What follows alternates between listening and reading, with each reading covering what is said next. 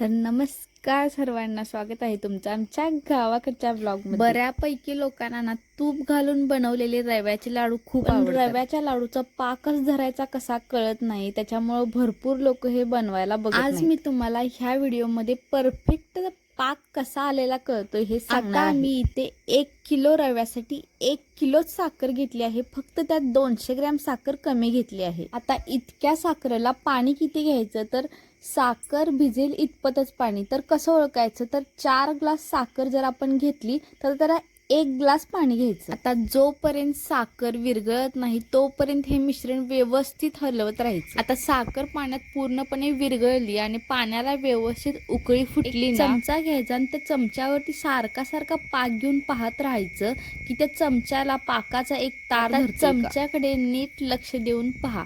जोपर्यंत साखरेच्या पाकाचा थेंब खाली पडून परत वर जात नाही तोपर्यंत पाक आलेला समजत नाही। जेव्हा साखरेच्या पाकाचा थेंब खाली पडून तोच थेंब वर जाऊन चिकटला की समजायचं पाक आपला आलेला आहे। आता दुसरा उपाय काय, पाक आलेला कसा ओळखायचा, तर एका प्लेटमध्ये पाणी घ्यायचं आणि त्या पाण्यामध्ये तो साखरेच्या पाकाचा थेंब सोडायचा। जेव्हा तो थेंब एका ठिकाणी बसतो, इकडे तिकडे पसरत नाही, तेव्हा ओळखायचं की आपला पाक आलेला आहे। तयार झालेल्या पाकामध्ये आपल्या भाजलेला रवा ओतून घ्यायचा आणि अर्धा तास किंवा 1 तास तसंच झाकून ठेवून द्यायचं। त्याच्यानंतर आपल्याला लाडू बांधण्यासाठी व्यवस्थित तयार होतात।